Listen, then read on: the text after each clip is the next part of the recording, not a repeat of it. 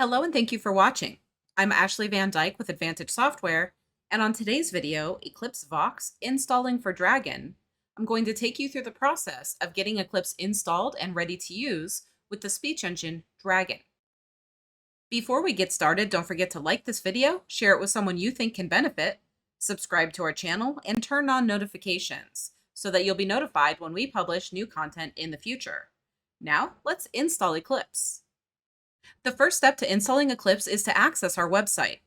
To do that, open your web browser, and in the address bar, type in eclipsecat.com. Once our homepage loads, you'll need to log in the top left. If you don't already have an account on our website, click Create New Account, and once your account has been authenticated, you'll be authorized to download Eclipse. Log in with your username and password. Once you're logged in, the top left of the website will change and it will say Home, My Account, My Wishlist, and Log Out. This indicates that you're logged in and ready. To access the installer for Eclipse, hover over Support, Downloads, and then click on Eclipse and AccuCap. We always recommend installing the latest version of Eclipse, and today that's what I'm going to do. The latest version is typically the first one listed and will have the most recent upload date. I'll click on the file to begin the download process. You may be prompted to run or save the file, and if that's the case, make sure that you choose Save instead of Run. In my case, my browser has automatically begun downloading the file for me. I'll need to wait for this process to complete. Once the download is complete, you may need to click on the file, or you may be prompted to open the file like I am here.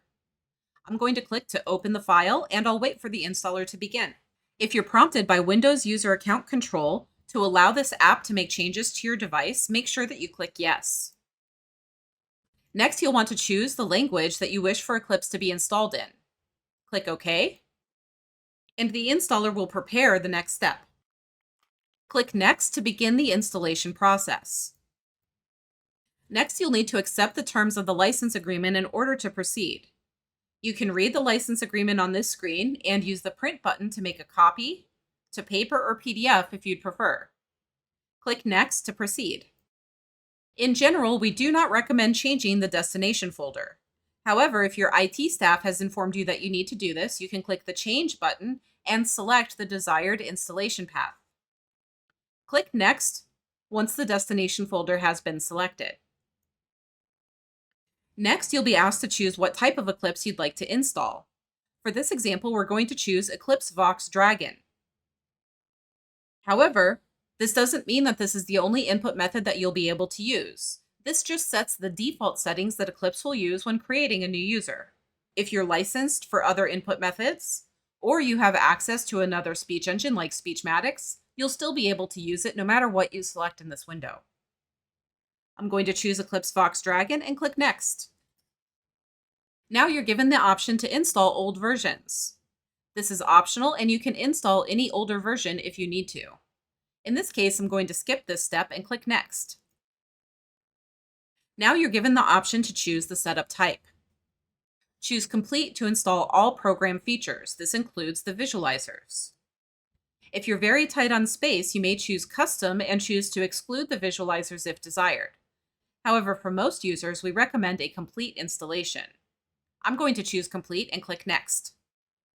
Now I'm given the opportunity to start the installation process in earnest, so I'll click Install to begin. And now I need to wait for this process to conclude.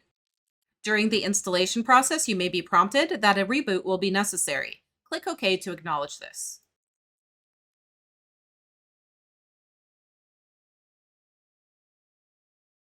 Once the installation is complete, you'll be given the option to finish the install and to play the What's New video. The What's New video is always available within the Visualizer Topics menu and can be reviewed at any time. For this example, I'm going to uncheck it and click Finish. Now I'm going to be prompted to restart my computer. It's important that your computer is restarted after installation. Otherwise, Eclipse may not perform correctly. For this example, I'm going to choose Yes to restart my computer.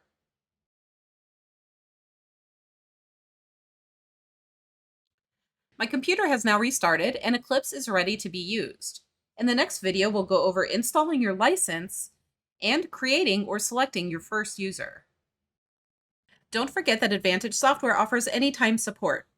Tech support can be reached by phone with any question, anytime, including weekends and holidays, at 772 288 3266.